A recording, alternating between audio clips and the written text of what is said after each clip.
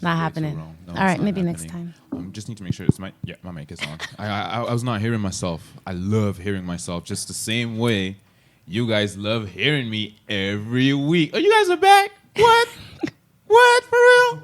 Y'all good people, man. Welcome to another episode of Day and Night Conversations. This is your boy C Love, Claudel, Amy. You guys know where to find me, Claudel Comedy, any platform or whatever. Today I'm with the very beautiful Auntie Day. Hey. Where can we find you again? I mean, Yowande. Yowande. Wow, that was That's pretty it. clear That's and my precise. IG. That's my Facebook. I love it. I'm the only one. I love it. Take Good. it easy. Good. Today we have a special treat for our people. Special. We gonna get rich. At least I hope. Or at least what we plan on doing is guiding you guys and to better manage not just your money, but at this point I think it's your life. Mm-hmm. Because we are blessed with the presence of Mr. Wayne Harris, who happens to be working at in personal risk management. Sure. And I say that, but I'm pretty sure you'll be able to explain it. I mean, I know what it is, but I feel like it's better for you to explain. To break it down. To break it, you know. For you. You know. I will. could have done it, but I mean, I'm looking at your suit and I'm like, he should work. That man should work. I should, and I do. I'm pretty sure you do. So how's it going, Wayne? Life is good. I'm glad to be back in Montreal. That's good. You're here for long? I'm here till Monday, then I'm in Ottawa.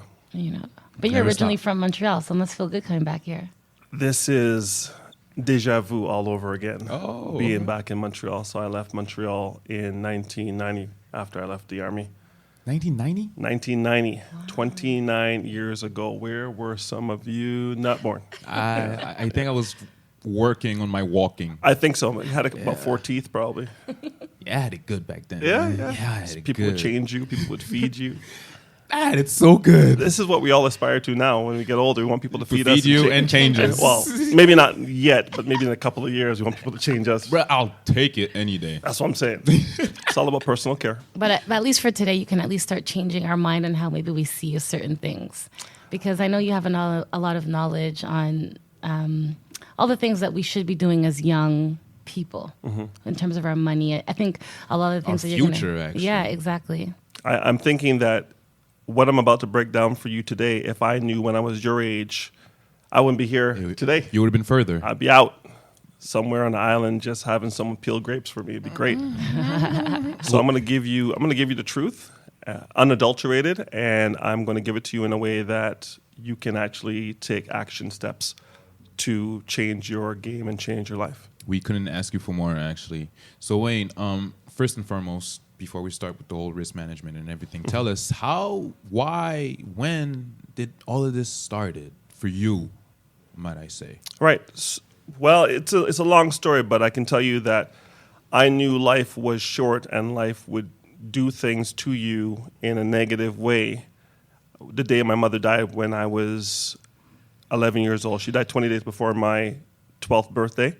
She was a registered nursing assistant at the Royal Victoria Hospital, and she died at work on a Monday, which is when most people die at work because they get stressed out from the Sunday when they start thinking about going back to do something that they may or may not really want to do. So she died on Monday at work, and it changed the game for me. So we moved in with my dad, and he had been a full-time father for only 3 years before they got separated, and then he had 3 kids. One shot. Boom, One boom, boom. shot, and it was difficult to say the least. Anyway, I was on my own since I'm 19, and I knew then that you have to make certain decisions that are going to put you in position to win, or find people in your life that are going to help you win, or you're going to have a long life, a long brutal life. So right around 1990, after I left the Army Reserves here in Montreal, a 3-field military, CHIMO, all right, military engineers. I specialized in bridge building, booby trapping, and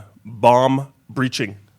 So you think about those 3 things that you need to be able to do in life. You go to McDonald's, you say, what do you do? Well, I breach bombs. That's what I do. That's how you get free McFlurries, man. Yes, free McFlurries. So, free McFlurries. Make it happen. Booby trapping, put tripwire in the woods. But most of the time I was a driver, and I would listen to the officers, and they weren't much older than me because I went in after I got a BSc from Concordia. BSc is a beer, sandwiches, and chips because I got kicked out.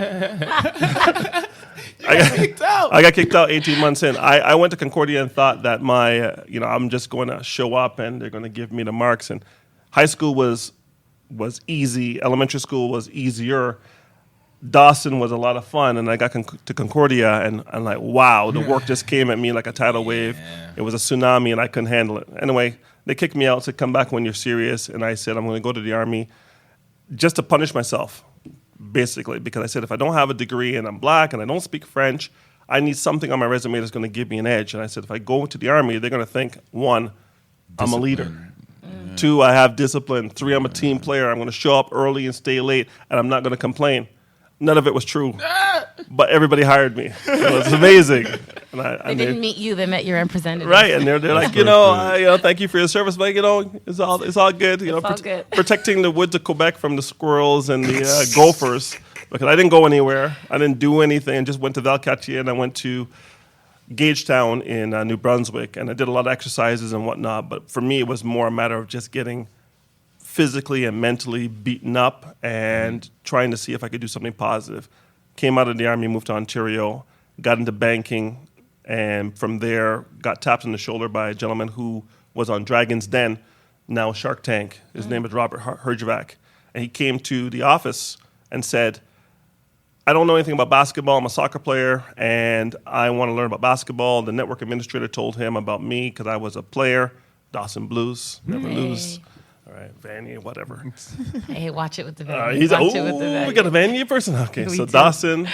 And then I coached, and I also officiated basketball. So I knew the game pretty well. He came over to my office, and I broke it down for him. He's like, what do you do here?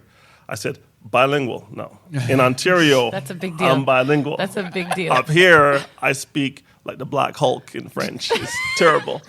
But in Ontario, I'm amazing. So I'm like, wow, just 500 kilometers and I'm amazing in French.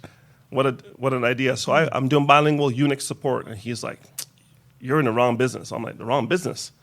I go, yeah. He goes, you're in the wrong business. I go, what business should I be in? He goes, you should be in sales and consulting. I said, I don't have any experience in that. He goes, you're in the wrong business. And he leaves. 2 months later, he calls me back and says, come in for a job. I said, I was dressed like you guys, very casual. I said, I got to go home and put on my gear so I can be ready. And he's like, no, don't worry about that. Just send me your resume. So this is going to date me a little bit. Shift F7, Word Perfect. Not Word, not Microsoft Word.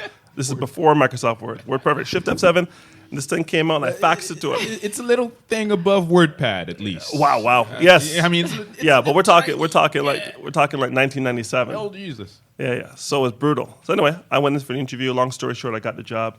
And my mission in life when I left Montreal was to make $30,000 a year. 30? 30. That was my goal in life because everybody who made more than $30,000 in Montreal had a leather jacket when they went to the club. So I wanted to make over $30,000. That was my goal in life. And this guy offered me 50 G's, which was my second goal in life because I made my 30. And now I was at 45K in 1997, and this guy said, I'm going to give you 50K, which was my goal in life. I'm like, I've arrived. I can't believe this province is going to take care of me like this. And he said, well, if you come in for the 50, we're going to show you what to do. You can double your money. I go, double my money? There's nobody black I knew that was making $100,000 a year. Listen, my wife, just to rewind a second, my wife and I were married in 1992. Hey, wifey, Angie, hey, how you doing? All right, 27 years, keep it going. So we got married in 1992. People started asking us, where are the babies? Well, we couldn't admit to them that we didn't have any money because we're in Ontario now. This is not Quebec with $7 a day daycare. This is Ontario, $500 a week daycare. Yeah. So she's Even making. back then? Back then it was like easily $350 a week per child.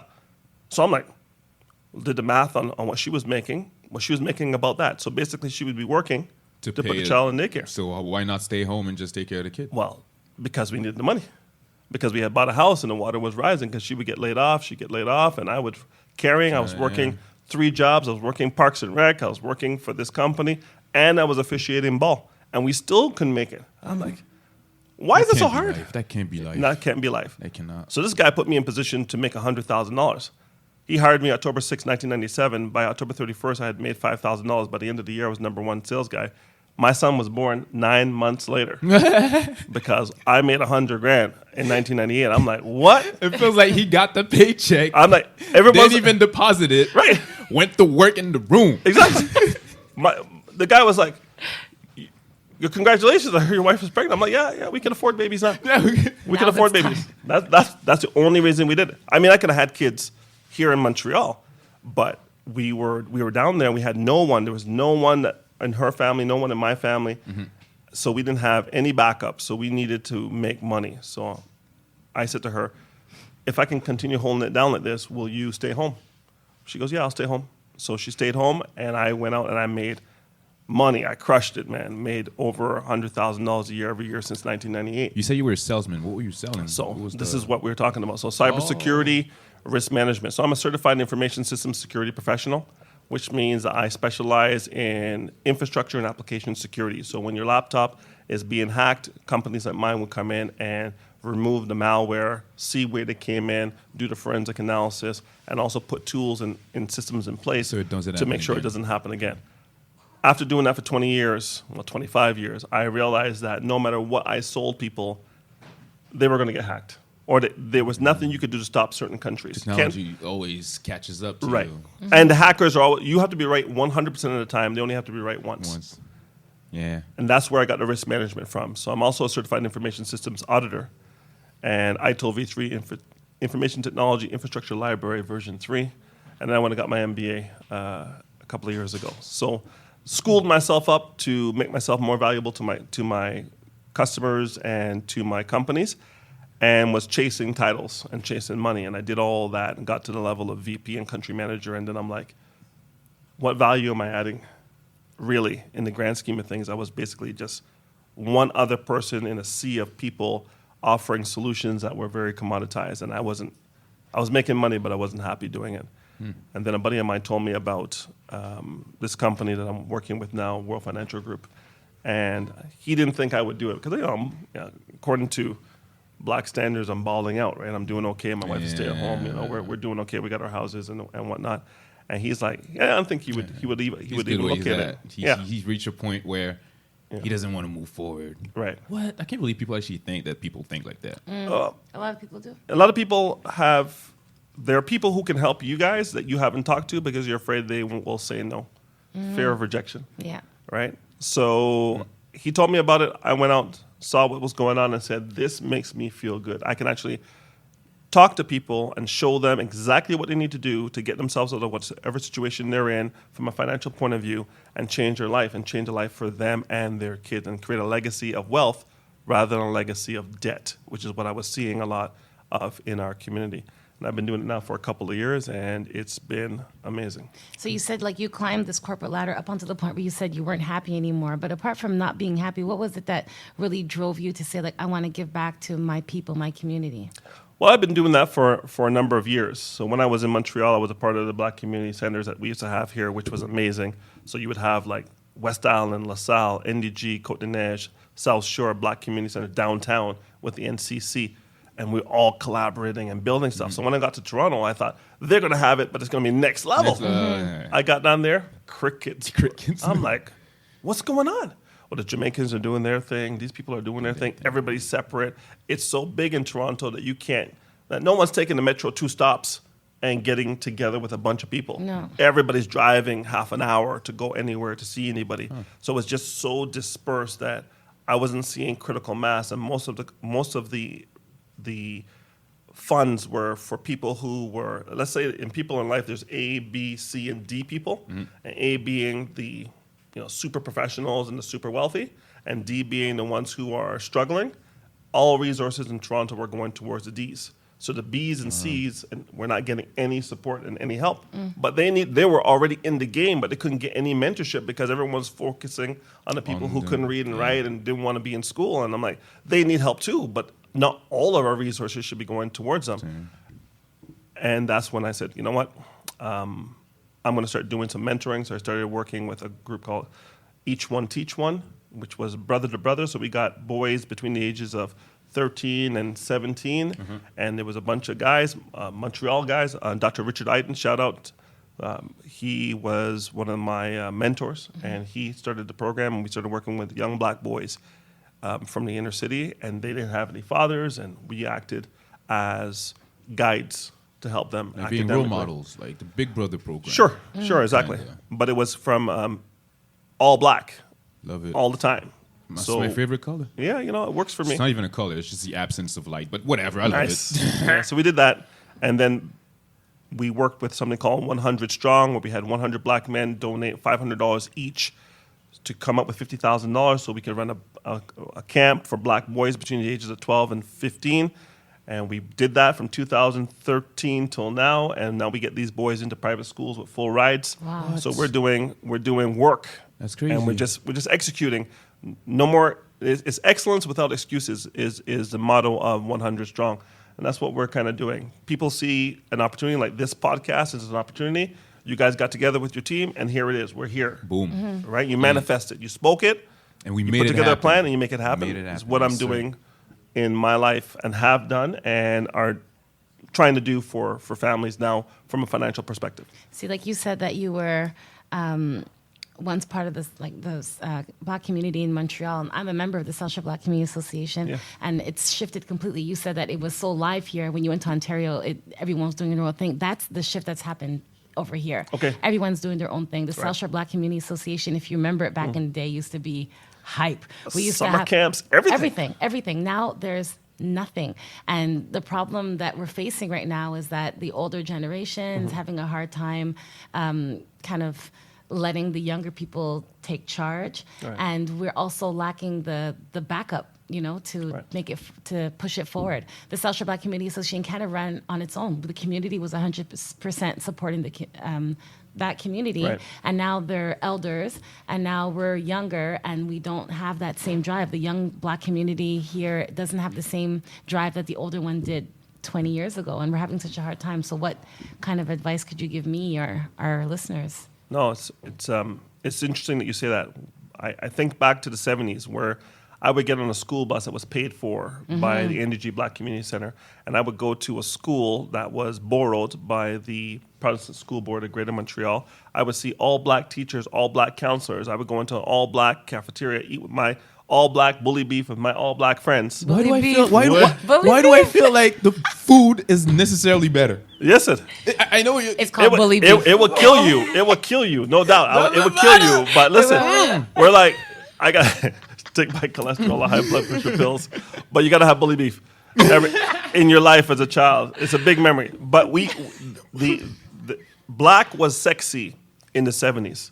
We were just coming out of the civil rights movement. So in the 70s, when blacks in Quebec started demanding resources from the government who had neglected them for hundreds of years, they got the money and they started moving programs. We had critical mass of black teachers, and they started doing things from LaSalle to NDG to Côte d'Ivoire, South Shore, West Island, and they collaborated and got stuff done. Yeah. Everybody moved. The generation, we all came through, we got our degrees, and we're like, Peace. out. Deuces. Ottawa, Toronto, Calgary, we're gone. So now the brain drain has left a gap because I'm gone.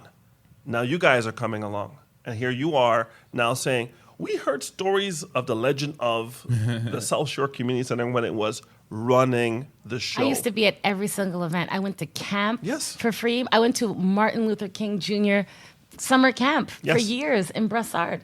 And I'm looking at my kids and I'm like, should we leave? Right. Because if I don't do it, no one will. And I don't know what to do. I don't know where to start. The old people are, sorry, Old the well-marinated, I love the seasoned The seasoned. are tired, but they love knowing that when power comes to town, they're in charge. There's this need to be accepted by power. So when Trudeau comes to town, they want to be in the picture. Yeah. They don't want to prop you up. This is not your time yet because I'm not done yet. I still need to get my picture to put in my dining room of me and the prime minister because I did it with his father. So, and I was in power. I was president then, and I'm president now, now. 40 years later after his father. I might not be doing as much I'm not as doing I was. I anything. ain't doing jack But I shit, still got that title. You Yo, can only have it's rubber chicken me. dinners so much to raise money when there's the internet and there's social media and there's so much reach. The fact that I don't live in Montreal doesn't mean I can't support programs in Montreal. Because last I checked, I can email you cash. Yep. And if you have a charitable number, I can get a tax receipt. And if you don't have a charitable number, I can invest in something that's doing good work just to give back to a community that gave to me, that shaped me to who I am today. So I'm loving what I'm seeing with the generation that's coming through. The advocacy is back. The activism is back. The consciousness is back. The energy has always been there. And the only way to not upset the old school is to do your own thing, which is why people are doing their own things. Because if I go into this program, let's say Barbados House, because I'm Bajan. What's up, Barbados? All right, cool. You go to Barbados House, you're going to meet that person who's been in the executive since inception. And they're like, I built this, you need to honor me. I say, I honor you, but I need you to step aside so I can get the next and the next generation after that interested in being active within the Bajan community, because they only have a certain way of doing things, and that way is from a social perspective, but not from a business perspective. All of this costs money. And what these community groups are very good at is coming up with programs and asking the government for money. Can you please give us this grant so we can run something? Well, if what you were running was of value, it would be self-sustaining. You'd be investing in yourself. Right. So I appreciate the old school. I respect the old school. The fact that NCC has been bulldozed, even though it was a heritage site down in Little Burgundy, and this podcast isn't coming from that building, and that building didn't create a daycare and a seniors home and a private school, and none of that when Burgundy was pennies on the dollar, and now it's Griffintown, and now it's all bougie. I go down there, I'm like, I can't even see the sun. There's so many buildings in Burgundy, and I'm like, what? Did we get any of that? Because we were there first, and we're the ones who made it cool, by the way. Right? Shout outs to Wayne Yearwood and Trevor Williams and Peter Balfour and Dexter John and Bob Knight. I think about all these guys who paid the price and the people before them who aren't being celebrated. They're being forgotten. Right? So I'm doing what I'm doing because it's really about legacy. My team in Toronto is called Team Legacy, and I'm trying to create a legacy of wealth. Being Black conscious is fantastic. I think we should be Black conscious. Always. Being aware of what the economics are is also good. But getting those two together and building something and having it sustainable, meaning there's no success without successors. If any one of you... It has to start somewhere. Yeah, if any one of you decide, I can't do this anymore because you have a life event and you change and now there's babies involved and you can't do it, who's behind you? Where's the 16-year-old that helped Eric set up today?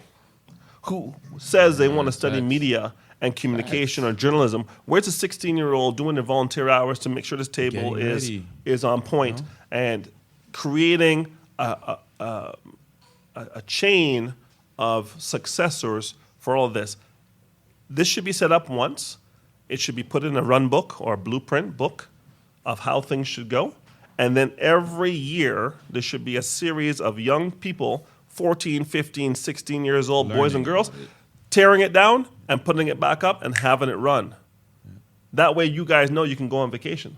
That way you know that if anything happens, this can run without you having to be here. Because you're not really successful until if you're always working and making money working, then you're not really making money, right? So when you're not working, you have to be making some too. Exactly. Yeah. Listen. And also, Wayne mentioned something about legacy and the continuation. I feel like, for example, the Jewish community, for example, they're extremely good at this. First generation comes, we struggle. Our kids are not going to have the same struggles that we had. Those kids grow up, they have their own struggles, and their kids will not have this same struggle that they had. So, like, when you think about it, each generation, it gets better. Right. It just keeps on getting better. And where I feel like us, as the Black community, where I feel it's a bit sad, it's because I feel like we're doing, each little Black community is doing its own self. Everybody's thinking about themselves. By design. There you go. That is I don't know. true. There's a lot of debate, with the Black community. We always say Black community doesn't support each other, and this is that. And I find a lot of time the dialogue around it is what's making it happen more. I see a lot of Black people supporting Black people. I see a lot of Black. That's not really what I'm No, mentioning. I know, but we do get the support, but we do get the hate too. But that's not really what I'm talking about. What I'm talking about is basically, let's say I become a father.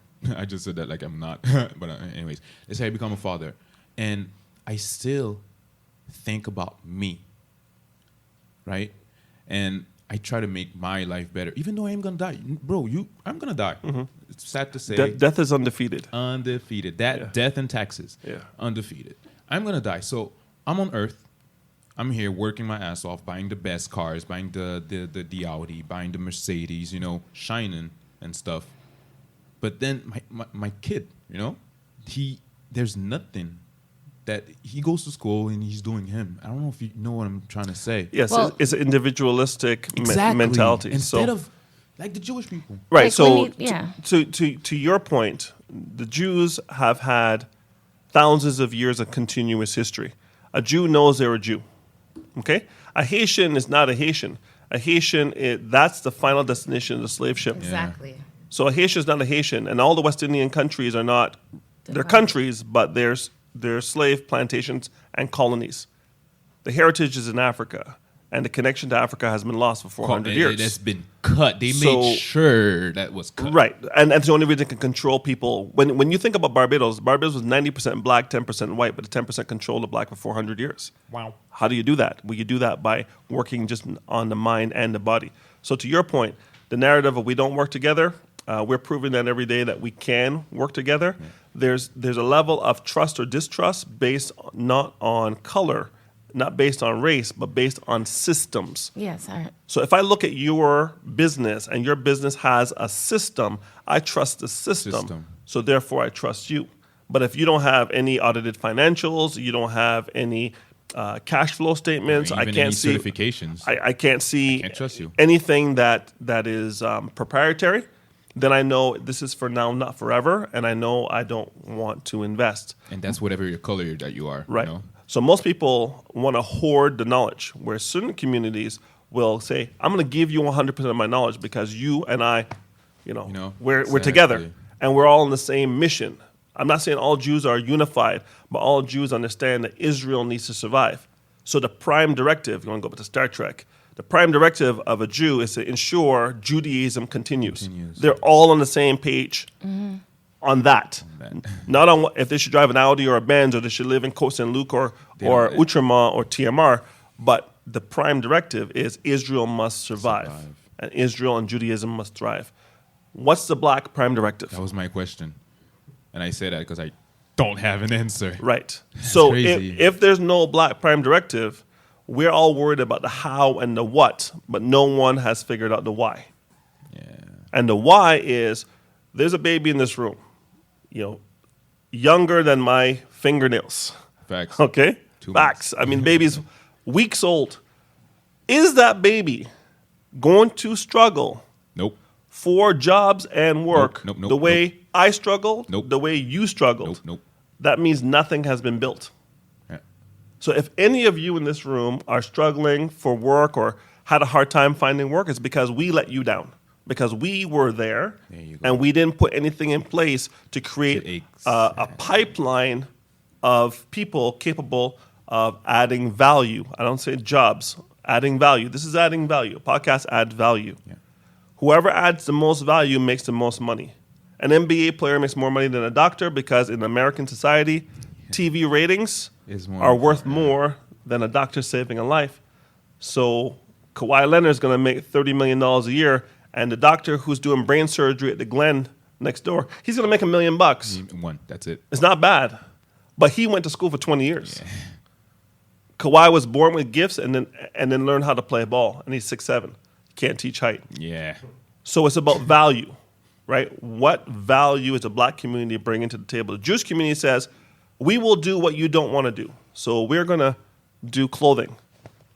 Shmata business, clothing. This somewhere touched the hands of a Jewish person, right? Because they run that business, and they've been running it for a couple hundred years.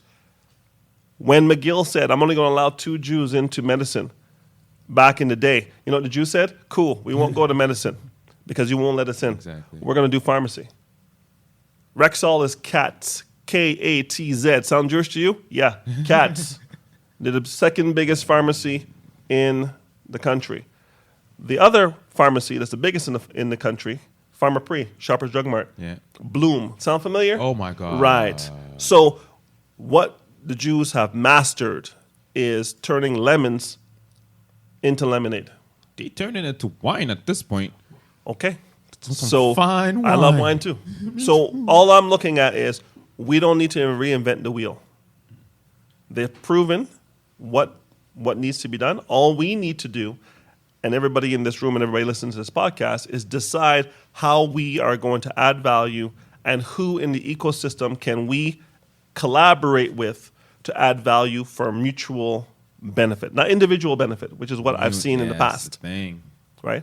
I've seen Montreal have a Carry Fiesta, Carry Banner, whatever you call it, Carry Carry Fete, for 50 years. I see 0 buildings owned by the black community because of that money made. That parade generates millions of dollars for Montreal. We have one in Toronto. Used to be called Carry Banner, but they did bad things with the money, so now it's called the Scotiabank Caribbean Festival. All right? I digress, but the bottom line is they've been running it since 1967, and they have $0.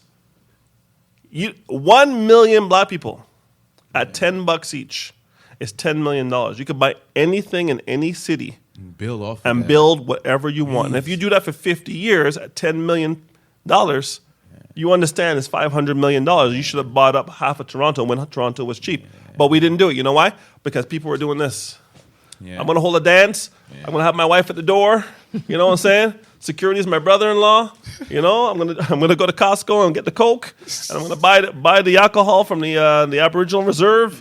You know, I'm gonna do what I'm gonna do to take care of me and mine. The world that succeeds is collectivist. I didn't say communist. The world that succeeds is collectivist. You look at any group. Where did the Greeks live? Where do the Greeks live? Where do the Italians live? Where do the Italians live? Where do the Irish live? Where do the Irish live? All right. Where do the Jews live? Where do the Jews live? Collectivist. Yet they sell to us individualism. You go out and get yours. I'll go out and get mine. I'm not going to tell you how I got mine, because if I tell you where I got mine, listen, I remember 30 years ago, I was selling barber machines. Men would get in their car and drive to New York and buy 5 barber machines at retail and drive back. And when they said, where you get your machines from, don't ask me my business. And then another guy would get in his car and he'd go to New York and he'd buy 5 barber machines and come back. No one ever said, why don't we go buy 500 machines from the manufacturer, get the wholesale distribution rights to Canada, and sell machines to everybody. Wow. That's collectivists. Wow. But they're not doing it. That example right there just Right? hit me in the face. Because everybody is hoarding information in our community. Because hoarding information means I am above you. And the sad part is the people that actually really truly benefit off of that, us hoarding, are like, well, them. Yes. Those. Yes. The people who trained us? Yeah. Yeah. So Yeah, think yeah. about this for a second. Africa was collectivist. Asia is collectivist. True. Europe just formed a union, the European Union, collectivists. United States has NAFTA, Canada, United States, and Mexico, collectivists. Africa has 54 countries, individual. The Caribbean has all the islands, individual. Trinidad has its own money. Jamaica has its own money. Barbados has its own money. Barbados, the size of this. And this room represents China. Barbados is going to negotiate with China? China can't even see it, man. There's 250,000 Bajans. There's 1.6 billion Chinese. Yeah, but we're gonna negotiate the UN 1-to-1. Yeah. Are you crazy? And instead, if all the Bajans, Yes. all Africa, Yes. no, just you know what? Just stick to Africa. Just stick with Africa. Stick with Africa. We got 54 freaking countries. Yes. All right. Imagine the whole continent of Africa. Yes. Is one Right. people. They're like the Chinese. One trading block. Can you imagine? Well, that's what Gaddafi was trying to do, and that's why Gaddafi is. All right. That's what Gaddafi was trying to do. Mugabe was saying the same thing. They called him a dictator and tried to undermine him. He just died. Rest in power. Was he a perfect person? No. No one is. Did he do some things in ways that aren't to my value system? Yes. But Mugabe was for Africans, not just Africans, black Africans. Yeah. And, love him or hate him, he did what he thought was right under his own power and not under European puppetry, shall we say. And imperialism and colonialism are the bane of the African's existence. And we have to detox and undo the brainwashing of individualism. Think about this for a second. Allen Iverson, I love him. Great ball player. AI. Crazy. Great ball player. Yeah. AI made over $100 million in his career. AI is broke. Yep, because he said, I don't need to practice. No. Okay, so just give me 30 seconds. Give me 30 seconds to address that. The reason AI said that during that interview was because his friend had been shot and killed. And he said, we're here talking about practice, not about my brethren Yeah, it's so insignificant. who died. That's So where it came this from. is contrary to what we should be talking about. Exactly. So we're talking about my boy is dead. I'm still in shock. But we're talking about practice. And then they took that snippet and All right. twisted it and Exactly. turned it and made it into And then- all kind All of right. stuff about he doesn't respect the Exactly. game. Look at this boy And with then- braids and tattoos. and look how Doesn't they take it look how they seriously. destroyed him. And that's Right. why you 100 can't. million, right? You were Right. saying 100 million So, AI. so think about this for a second.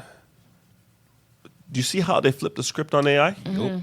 That's how they flipped the script on us talking about we can work together. That's what I'm saying. It's fake news. That's what I'm saying. That's what I was trying to say. It's There's fake so much news. narrative around black people. We don't work together, so we believe it because Yeah. we're always Right. hearing it and saying it. But I don't think it's true. I think it's fake news. I agree. Talking about fake news, talking about twisting reality. Yeah. How do you feel about Jay-Z? And the Okay. NFL? Oh, Because this is- I see you. Nice. I see you. First I love it. billionaire rapper. I love it. This is all about. Well, Jay- you can take it And two he ways. made a deal with the NFL. Jay-Z has been my man. I bought the Black album, and I had a Volvo at the time, and it didn't have a lot of caching. So whenever I went over a bump, the song would skip. But I love me some Hove. Here's the deal. Jay-Z's a billionaire, and we are allowed in North America to become billionaires if we're black, if we're in one of two genres, sports or entertainment. Hey, that's it. Okay, the only other black billionaire in North America who is not in sports or entertainment is Michael Lee Chin, who's in finance, Chinese Jamaican, black and Chinese. So think about this. Colin Kaepernick does what he wants to do. I'm done with the NBA. I drop the mic. I don't go. I go to the Buffalo Bills home opener for the last 10 years. I stopped going for the last 3 years. I'm down with Cap. Jay-Z sees all this going on, and he's vocal, but he does his things in the shadows, and then he comes out and they say, we're going to give you a seat at the table. Well, here's what I know. Kaepernick was out of the NFL for the last 3 years. He's made some money with Nike, but nothing changed in the NFL. Because of individualism. All the blacks, if every black player in the NFL kneeled, that would have been something. it would have been done. Nobody- And if this was the 60s, it would have happened. But it's not happening now because of individualism. And I have transcended my race. The last person to think that was OJ. And he did when he won. I was glad OJ won, even though I know OJ was not a lover of his own people. Because he looked like me, I was glad he won. And he did What it. he represents. But He did it, guys. He did. right. Come on. But OJ's not a friend of the family, shall I say. Nah. Okay? So when Jay-Z went into the NFL, people thinking Jay-Z is not a friend of the family. Jay-Z is one of the smartest individuals in the world. Knows what he's And doing. Jay-Z knows that in order for him to do anything, he needs to understand from the inside what's going on. What are the TV rights? What are the merchandising rights? What is the split between players and owners? Understand the contracts. Meet the players. When I said players, the people who are pulling the levers on the NFL. Meet power in all areas and learn. Like the Borg in Star Trek. Resistance is futile. He's going to But go in then- there, Exactly. But take it all, then start his own league. Black And- league. share And- it. Share the information. He will share it. He will share it. But he knows, here's what I know. You can't share everything with everyone because everyone can't handle it. Exactly. So I have to prepare you to be able to handle it. There's Then certain prepare things. us. There's certain things that your parents told you when you were a child that you know today to be true. They said, "Don't play with this guy. Play with that kid. This kid here, they could see it a mile away. He's a problem." Yeah. But you're like, "No, he's my boy. He's my boy." And then when he went to jail, you're scratching your head, and your parents are like sipping their tea. They knew. Jay-Z knows but he knows he can't give the information to everyone now because they don't know how to handle it, and it'll disseminate information that doesn't need to be disseminated. And then Not again, yet. they take this whole thing with Jay-Z, that the little snippets of the conversation Right. of that, and they're twisting it and Out of turning context. us against each other. Correct. So many the most of the people that are upset about Jay-Z are black people. Correct. Well, Finally, who else would've been upset? finally we Come on. have our brother in a position to make change, That's and right. we're Dang. upset. That's the They're only saying way I can see Jay-Z's it. going against Kaepernick. I was like, How? you're never No. going to have How? change. To have change, you have to have awareness and then action. Kaepernick brought the awareness to a lot of Now, people. what who are we couldn't- doing? All these and people then now complaining. Jay-Z's there to All take these people action. complaining about Jay-Z. What are they doing? Can you tell me, please? It- Other than complaining, please. I understand that. All you need to understand is this. Our superpower has to be discernment and critical thinking. We have to be able to hear both sides, Fox News and CNN, Yeah. and between the two, figure out what reality is. Right. We're having a hard time because we're getting misinformation from the powers that be that need us to have that old narrative of the crab has almost escaped the barrel. We now must pull Jay-Z back Right. down to the rest of us. No. No. Go. Push. A, who made the barrel? Snap. And who called you a crab? Them. You know those. So, so what I'm saying to you is this. I'm going to give Jay-Z a bly. I'm going to let him go do his thing. I'm going to wait to see what the results are. I have nothing positive or negative to say. I'm glad he's there, but I'm not Let's going see. to create a narrative of negative sentiment towards Jay-Z without enough information. We don't have enough information, so Not we yet. shouldn't have an opinion. And he hasn't done anything yet. I mean, all he did is announced it. Season Let the starts. guy- Season starts tomorrow. Exactly. So let's see how it Let's goes. just see. Yeah. We have someone on the inside. That's all we can say. Exactly. That's one crazy thing that we can say right now. So Wayne, how could you give us a little bit of insight to pull out our inner Jay-Z's financially? Right. How can Well, we? even more specific than that, Yeah. I'm gonna go straight up. 30 years old. Yes. I'm a successful comedian. Yes. Not true. Fake news. At least I'm on that. Okay. Okay. Cool. All right. So 30 years old. Yep. A year, let's say 70. Mm-hmm. You said between 30 and 40, you got to double that money. 30 and 50. Those are your money earning years. You're young enough. You're energetic enough. 30 and 50. All right. Yeah. So to all my to all my people out here in their 30s or in their 20s that are broke or whatever, there's time. You said it. And have you seen what he's wearing? So stupid. There's time, people. There's time. Yeah. Do not mess with that. So 30 and 50, please. Okay. So the first thing is you have to have a plan. The problem with most people is they learn everything about money from their parents, and their parents are doing what they're doing. They got jobs that were available to them because of certain programs run by the government at that time. They got government jobs with good pensions, and they're living a decent life. But that's not the case for most of us. We're not working in unionized jobs, and we're not going to have that level of protection from a union perspective. So you need to come out and do something that's going to add value. So, first thing, what is it you want to accomplish? How much money do you want to have when you retire? First question. Depends. No, it's a number. It's specific. Having a specific number? Yeah. What do you want to make? What do you want to be able to make per month, whether can a pension plan or old age security is there or not? How much money do you want to have per month when you retire? Per month. I'd have to know like how much I have right now per month so I can compare. Right. Wait, 7 times 4. Okay, let's say 3 G's a month. Okay. 3 G's. No. That's me suffering today. Yes. So what I'm trying to go at, Yeah. today I'm making 3 G's a month. 10 G's a month. Okay, so 10 Yes, G's. yes, 10 G's a yes, month. Yes. After yes. taxes. Wow, in Quebec? Yeah. If you can make it happen, just It's tell possible. me. It's possible. Every time I'm on the road, I see a car nicer than mine. People are making money. Yeah, that's true. Okay, fine. Yeah, you know, Right. after taxes, 10 G's a month. All right, so it's $120,000 net, which means in this province you need to make $250,000 a year. Okay. T4. If you're in business for yourself, you can break down the 120 T4A. without paying the tax at source.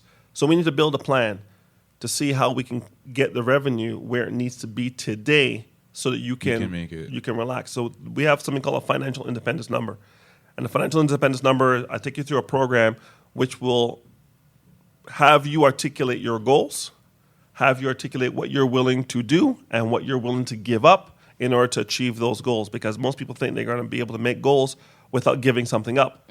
That's a fallacy. You have to give something up to get something. So what is it you're going to give up in order to help you save the money and invest the money in certain things to get where you want to go? Very few people can save their way to $1 million, but there's things you can do to accelerate yourself to $1 million so you can have that passive income coming in whether you get out of bed or not. Being rich means you got to get out of bed and go make it. Doctors are rich, but if doctors stop being doctors, they don't make any money. Wealthy is whether you get out of bed or not, the money comes in every month. So you want passive residual income. There's only two ways to do it. There's royalties and there's real estate. Assets. So you can either rent your life or you can own your life. If you rent your life, you're going to be making somebody else wealthy. Yeah. And what I mean by that is that you're financing your way through life, but you don't own anything. This is about ownership. What are you going to own that's going to break off income for you over and over and over, whether you're here or not? Yeah. When I go to Côte des Neiges and I see all the apartment buildings, they're owned by somebody. Yeah. And they pay rent every month. And guess what? When I was here 30 years ago, those buildings were there, and they're here now. That means the mortgages have been paid. That means those buildings are ATM machines. Yeah. It's money every month. Right. Free. But I mean, sure, there's some maintenance to do. Right, sure. So, but those maintenance are write-offs. Exactly. What's your ATM machine? So right now, anybody who's our age or younger or a little bit older should definitely own or work towards owning their own home. Depending on the market. Okay. Right. I wouldn't recommend owning a home in Toronto right now because it's kind of insane. But Montreal, there's still good value. It's a renter's market. When you say it's insane, I mean, if you could own a home in Toronto, it's a good idea if you could afford to. If you could afford to own a home in Toronto and that home can generate income, so you live in one unit and the other unit is going to give you income, then I would recommend buying a home. But buying a home in the sense of having a single family home where money is going out all the time and no money is coming in doesn't make any sense. I saw this happen 40 years ago when people left LaSalle, duplexes, and left to go to Chateauguay where there was no money coming in. They're living in one and money's coming in from the bottom, and they even had a bachelor apartment. They had money coming in from 2 units. They gave that up to go have a backyard. I'm like, have a backyard. I love it. We need to have an owner's mentality, and we need to understand that collaboration. There's 1, 2, 3, 4, 5 of you in this room. If one of you goes to buy a house, it might be a challenge. If 5 of you come together on title, it's not a problem. And every year, the house will go up in value, and then you'll have equity, you refinance, and some money gets out. And they go buy a house with 5 people, and so on, and so on, and so on.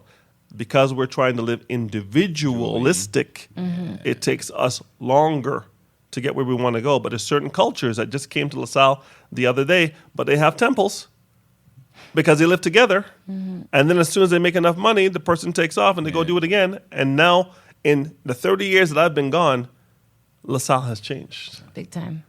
But not in our favor.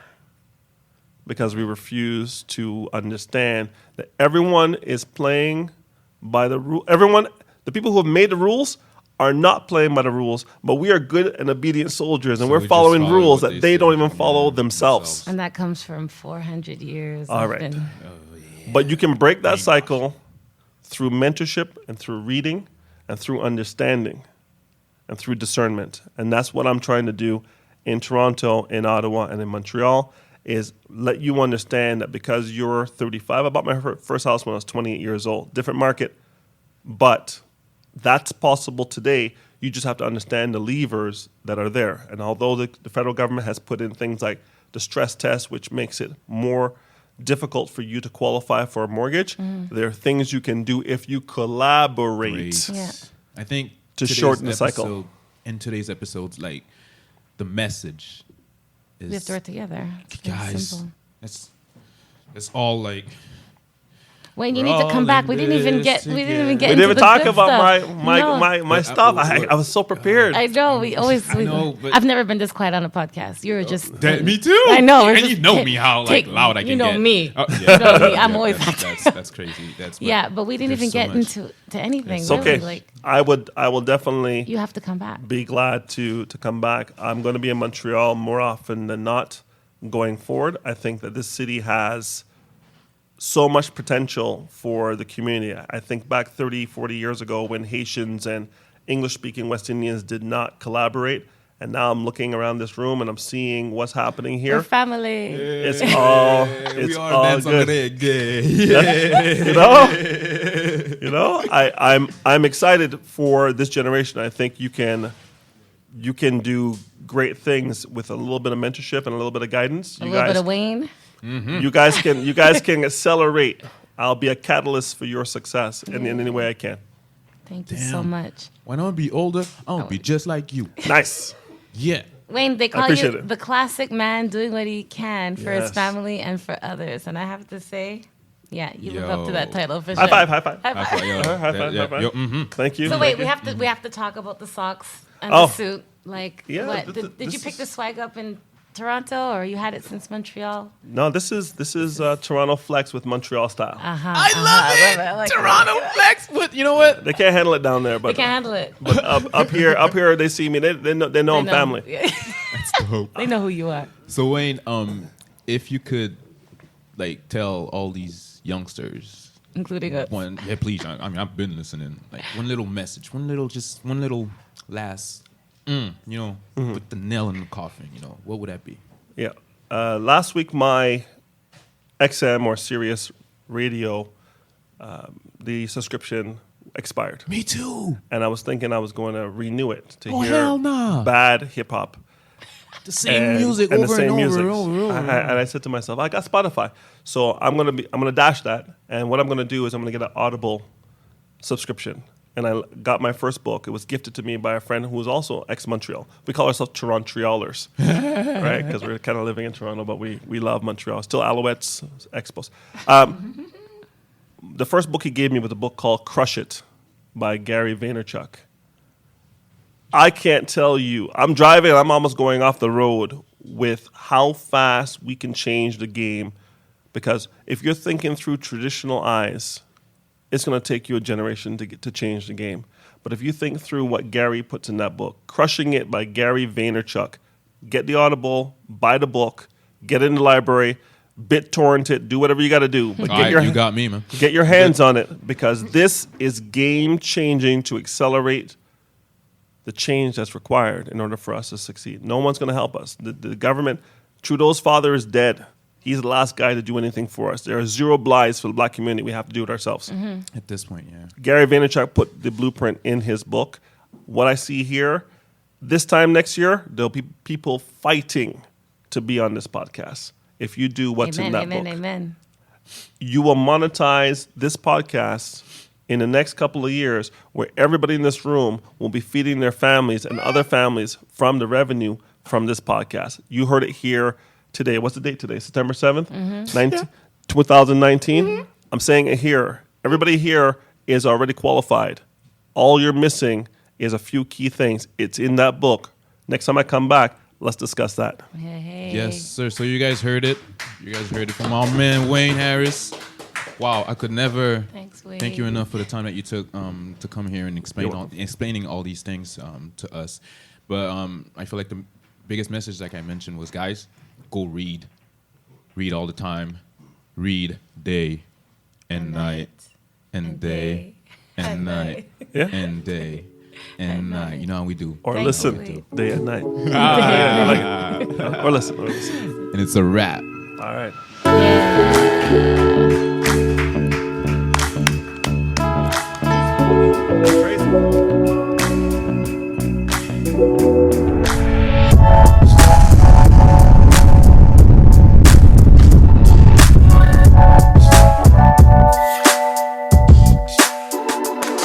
Crazy.